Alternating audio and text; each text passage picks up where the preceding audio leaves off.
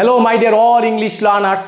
ওই সমস্ত প্যারেন্টস যারা চাইছে তার সন্তানরা ইংরেজিতে কথা বলতে পারুক, লিখতে পারুক, কিন্তু সঠিক প্ল্যাটফর্ম পাচ্ছে না, এবং যারা সিটেড এবং যারা ট্যাট ওয়ান পরীক্ষার্থী অ্যাসপিরেন্ট, তাদের তো অবশ্যই ভিডিওটা দেখতে হবে, কারণ তাদের সিলেবাসের মধ্যে ইনক্লুড করা আছে। তাই ভিডিও স্কিপ না করে শেষ পর্যন্ত দেখতে থাকো। Be attentive, stay focused. আমাদের জানি সেন্টেন্স মূলত 5 ধরনের হয়।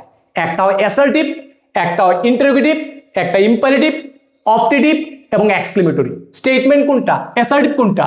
যেমন ম্যান ইজ মর্টাল, মানুষ মরণশীল। আই এম হ্যাপি, এই ধরনের বাক্যগুলি হলো অ্যাসার্টিভ বা ডিক্লারেটিভ বা স্টেটমেন্ট। কিন্তু হাউ আর ইউ, তুমি কেমন আছো, হাউ ডু ইউ ডু, তুমি কেমন আছো, এই সমস্ত সেন্টেন্সগুলিকে আমরা বলবো যে ইন্টারোগেটিভ সেন্টেন্স। এই যে ইন্টারোগেটিভসটা, সেটা মূলত 2 ধরনের হয়। একটা হয় ইয়েস নো কোশ্চেন, একটা হয় ডাব্লিউএইচ কোশ্চেন। প্রথমে যদি ডাব্লিউএইচ কোশ্চেনগুলি বলতে হয়, প্রথমে শুরু হবে সেন্টেন্সগুলি, শুরুতে ডাব্লিউএইচ ওয়ার্ড থাকবে। ডাব্লিউএইচ ওয়ার্ডগুলি কি কি? Who, what, which, whose, whom, how, where, when, why, এগুলো হলো ডাব্লিউএইচ ওয়ার্ড। এবং সেন্টেন্সের শুরুতে থাকবে এবং শেষে অবশ্যই একটা কোশ্চেন মার্ক দিতে হবে। এবং যেগুলি ইয়েস নো কোশ্চেন, সেগুলো কিন্তু শুরু হবে কোনো না কোনো হেল্পিং ভার্ব বা অক্সিলারি ভার্ব দিয়ে। প্রথমত আমরা প্রাইমারি অক্সিলারি বলবো am is are, was were, have has had, do does did, এগুলি থাকবে। এবং লাস্টে অবশ্যই একটা কোশ্চেন মার্ক থাকবে, নতুবা থাকবে ক্যান, কুড, উইল, উড, এগুলি থাকবে। এবং এইগুলিকে কিন্তু আমরা বলবো ইয়েস নো কোশ্চেন। কেন ইয়েস নো কোশ্চেন বলবো? কারণ এই প্রশ্নগুলোর উত্তর কিন্তু হাবা নাতে দেওয়া যায়। আমি যদি বলি যে তোমরা কি আমাকে চেনো, ডু ইউ নো মি, তখন তোমার বলবে ইয়েস আই নো ইউ, হ্যাঁ আমি আপনাকে চিনি, না আমি আপনাকে চিনি না, no I don't know you, no we don't know you. এরকম ইয়েস বা নাতে উত্তরটা দেওয়া যাবে, ইয়েস বা নোতে উত্তরটা দেওয়া যাবে। তার জন্য এগুলো হলো ইয়েস নো কোশ্চেন। আর যেহেতু দেওয়া যায় না, এগুলি ইয়েস নো কোশ্চেন বলা যাবে না, এগুলিকে বলতে হবে ডাব্লিউএইচ কোশ্চেনস। এবার আমরা শিখবো কিভাবে ইন্টারোগেটিভ সেন্টেন্স করতে হয়। আমরা 3টা সেন্টেন্স বলবো। প্রথমে আমি একজন ছাত্র, আমি একজন ছাত্র ছিলাম, আমি একজন শিক্ষক হব। এই ধরনের সেন্টেন্সগুলি অ্যাসার্টিভ, কিন্তু এগুলিকে ইন্টারোগেটিভ করতে হবে। তাহলে কি করতে হবে? আমি একজন ছাত্র, আই এম এ স্টুডেন্ট। এবার যদি এটাকে প্রশ্ন করতে যাই, তাহলে কি করতে হবে? আই এম এ স্টুডেন্ট, তাহলে আইটা হলো সাবজেক্ট, এমটা হলো ভার্ব। এই যে বি ভাবটা, এমটা, এটাকে প্রথমে নিয়ে আসতে হবে। যেমন আমি যদি বলি আই এম এ স্টুডেন্ট, তাহলে হলো এটাকে কোশ্চেন করবো, তাহলে কি হবে? Am I a student. প্রথমে এম ইজ আর আনতে হবে সাবজেক্ট অনুসারে। যদি আই থাকে তাহলে এম হবে, যদি ইউ বা প্লুরাল থাকে তাহলে আর হবে, যদি সাবজেক্টটা third person he, she, Ram থাকে তাহলে অবশ্যই একটা ইজ হবে, এবং পরে একটা সাবজেক্ট হবে। প্রথমে এম ইজ এর মধ্যে যে কোনো একটা সাবজেক্ট, তারপরে একটা কমপ্লিমেন্ট থাকবে, হতে পারে কোনো একটা নাউন বা হতে পারে কোনো একটা অ্যাডজেক্টিভ, কিন্তু অবশ্যই এখানে কিন্তু অবজেক্ট থাকবে না, কারণ লিঙ্কিং ভার্বের পরে অবজেক্ট থাকেই না, এবং একটা কোশ্চেন মার্ক। এবার আমি এটাকে পাস্ট টেন্সে করব। আমি একজন ছাত্র ছিলাম, আই ওয়াজ এ স্টুডেন্ট। প্রশ্ন করব, আমি কি ছাত্র ছিলাম? ওয়াজ এ স্টুডেন্ট। আমি কি ছাত্র ছিলাম না? ওয়াজন্ট এ স্টুডেন্ট। রাম ছাত্র ছিল, Ram was a student. Ram কি ছাত্র ছিল না? Wasn't Ram a student. এভাবে আমরা পাস্ট টেন্সে করব। তাহলে প্রথমটা এম ইজ আর প্রেজেন্ট টেন্সে, পাস্ট টেন্সে করব ওয়াজ ওয়ে। যদি ফিউচারে করি, সে একজন ডাক্তার হবে, he will B a student. তাহলে আমি যদি বলি সে কি একজন ডাক্তার হবে, will he B a doctor. তাহলে আমরা এইভাবে কি করব? ফিউচারের জন্য প্রথমে উইল বা শেল লাগাবো, সাবজেক্ট লাগাবো, বি লাগাবো, তারপরে যে একটা কমপ্লিমেন্ট থাকবে সেটা অবশ্যই লিখবো। তাহলে আমরা হওয়া, ছিলাম এবং হব, এই যে টু বি ভাব দিয়ে আমরা কোশ্চেন করা শিখলাম। এবার আমরা যেটা শিখব, এখানে কিন্তু কোথাও কোনো একটা 10 বছর ধরে আমি একটা স্কুলের ছাত্র, 10 বছর ধরে আমি সুখী, এরকম কোনো কথা বলা হয়নি। কিন্তু যদি বলা হয় যে আমি 10 বছর ধরে এই স্কুলের ছাত্র, আমি 10 বছর ধরে খুব খুশি আছি, এরকম যদি বা সুখী আছি এরকম যদি বলি, তাহলে কিন্তু আমাকে এমিজার বা ওয়াজওয়ের বা উইল বি বা শেল বি লিখলেই হবে না। তখন আমি যদি বলি যে আমি একজন ছাত্র, তাহলে আই এম এ স্টুডেন্ট। কিন্তু আমি যদি বলি আমি 10 বছর ধরে সুখী, তাহলে হবে আই হ্যাভ বিন হ্যাপি।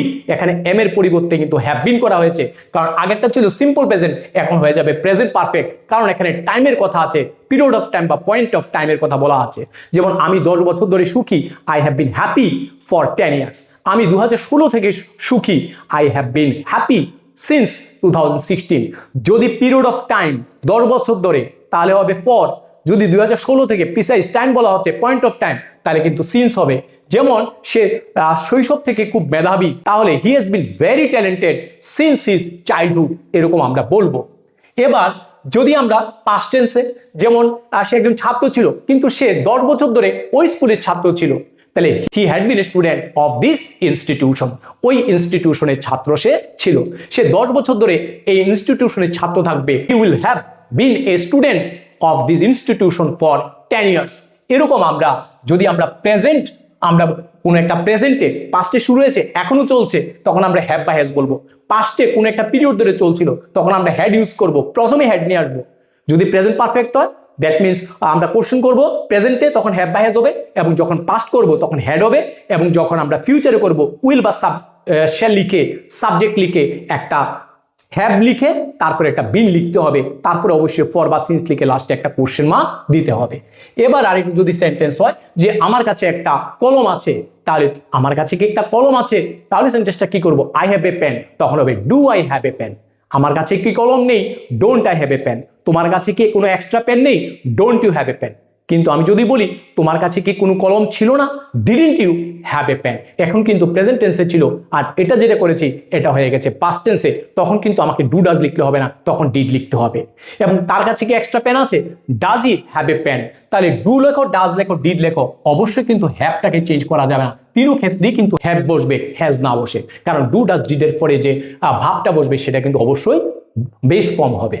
এবার আমরা যদি টু ডু ভাব, যেমন আমি স্কুলে যাই, তাহলে আই গো টু স্কুল। আমি কি স্কুলে যাই? Do I go to school. আমি স্কুলে গিয়েছিলাম, আই ওয়েন্ট টু স্কুল। আমি কি স্কুলে যাইনি? তাহলে didn't I go to school. তাহলে যখন কোনো কাজ করা হবে প্রেজেন্টে, তখন বলবো সাবজেক্ট প্লাস প্রেজেন্ট ফর্ম বসবে, এরপর অবশ্যই অ্যাডভার্বিয়ালস বা যা থাকে সেটা বসবে। আর যদি পাস্ট টেন্সে করি তখন কিন্তু সাবজেক্টের পরে ভার্বের পাস্ট ফর্ম বসে যাবে, আই ওয়েন্ট টু স্কুল হবে। এবং যখন আমি ফিউচারে করব তখন কিন্তু আমার কি করতে হবে? তাহলে আই ওয়েন্ট টু স্কুল হবে, did I go to school, didn't I go to school. কিন্তু আমি কি স্কুলে যাব? তাহলে কি will I go to school. সে কি স্কুলে যাবে? Will he go to school. তারা কি স্কুলে যাবে? Will they go to school. তাহলে প্রথমে উইল বসবে বা শ্যাল বসবে, তারপরে সাবজেক্ট বসবে, তারপরে মেইন ভার্ব বসবে, তারপরে যে অ্যাডভার্বিয়ালস বা যা থাকে সেটা বসবে। এবার আমরা ইন্টারোগেটিভ সেন্টেন্স করব মডেলস দিয়ে। আমরা জানি মডেলসগুলো can, could, may, might, will, would, use to, এইগুলো হলো মডেল ভার্ব। যদি মডেল ভার্ব দিয়ে করতে হয়, তাহলে আমি যদি বলি যে সে ক্রিকেট খেলতে পারে, তাহলে হি ক্যান প্লে ক্রিকেট। সে কি ক্রিকেট খেলতে পারে? তাহলে হবে ক্যান হি প্লে ক্রিকেট। তাহলে প্রথমে কিন্তু মডেলস আনতে হবে, এরপর অবশ্যই সাবজেক্ট আনতে হবে, তারপরে কি হবে? অবশ্যই মেইন ভার্বটা হবে, এবং এটা বেস ফর্ম বসবে, রুট ফর্ম বসবে, তারপরে যে অবজেক্ট বা যাই থাকে সেটা বসবে। তাহলে সে কি খেলতে পারতো? তাহলে ক্যান বলবো না, পাস্ট টেন্সে কি বলবো? কুড বলবো। এবার সে কি বলতে পারবে? সে কি খেলতে পারবে? তাহলে তো আমরা কেন করতে পারবো না, কুডও করতে পারবো না, আমরা বলবো উইল হি। তাহলে will he be able to play cricket.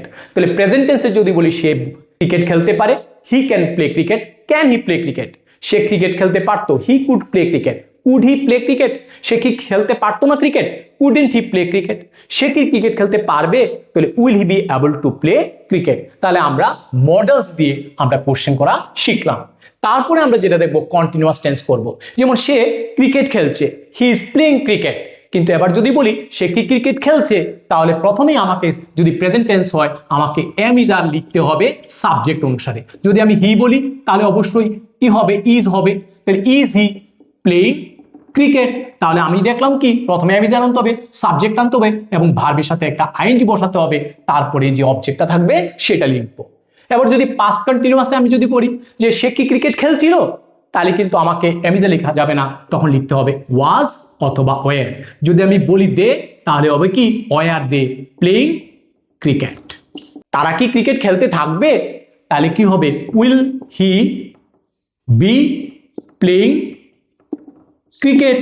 যদি সে হয় তাহলে হি লিখবো, তারা যদি বলে তাহলে দে লিখবো। নেক্সট যে সেন্টেন্সটা আমরা করব, ডাব্লিউএইচ কোশ্চেন কিভাবে করতে হয়। ডাব্লিউএইচ কোশ্চেনের যে একটা স্পেসিফিক কিন্তু একটা রুলস নেই। যদি অ্যাক্টিভ হয় একরকম হবে, প্যাসিভ হলে একরকম হবে, আবার যদি বি ভার্ব হয় তখন কিন্তু আরেক রকম হবে। যদি আমি নর্মালি অ্যাক্টিভ ভয়েসে আমরা কোনো একটা অ্যাকশন, একটা সেন্টেন্স বানাই, যেমন সে কেন কাল ক্রিকেট খেলেনি, তাহলে কেন সে খেলেনি, তাহলে প্রথমে আমার দেখতে হবে কেন, কেন তো কি হোয়াই। এবার খেলেনি, গতকাল খেলেনি, তাহলে পাস্ট টেন্স, তাহলে ডু বা ডাজ লেখা যাবে না, লিখতে হবে ডিড। তাহলে হোয়াই ডিড হি, তারপরে কি হবে? বা why didn't he play cricket. কিন্তু সে কেন ক্রিকেট খেলে না প্রেজেন্ট টেন্সে, তখন আমি ডিড লিখবো না, তখন লিখবো does. Why doesn't he play cricket? তাহলে আমরা প্রেজেন্ট টেন্স এবং পাস্ট টেন্স, প্রেজেন্ট ইনডিফিনিট এবং পাস্ট ইনডিফিনিটে আমরা দেখলাম। এবার যদি বলি কেন রাবণকে মারা হয়েছিল, এটা কিন্তু অ্যাক্টিভ হবে না, এটা করতে হবে প্যাসিভ। তখন কিন্তু স্ট্রাকচারটা হয়ে যাবে, প্রথমে ডাব্লিউএইচ ওয়ার্ড থাকবে, আর একটা জিনিস মনে রাখতে হবে, ডাব্লিউএইচ এবং অক্সিলারি যদি থাকে প্রথম কিন্তু ডাব্লিউএইচ ওয়ার্ড বসবে, তারপরে অক্সিলারি ভার্ব বসবে। তো প্যাসিভ যদি করতে হয় প্রথম কিন্তু ডাব্লিউএইচ ওয়ার্ড বসাতে হবে। যদি এটা সিম্পল পাস্ট হয় তাহলে ওয়াজ বা ওয়্যার হবে, যদি সিম্পল প্রেজেন্ট হয় তাহলে অ্যামিজার বসবে এবং সাবজেক্ট বসবে এবং ভার্বের থার্ড ফর্ম বসবে। কেন রাবণকে মারা হয়েছিল? Why was Ravana killed? কেন রাবণকে মারা হয়েছিল?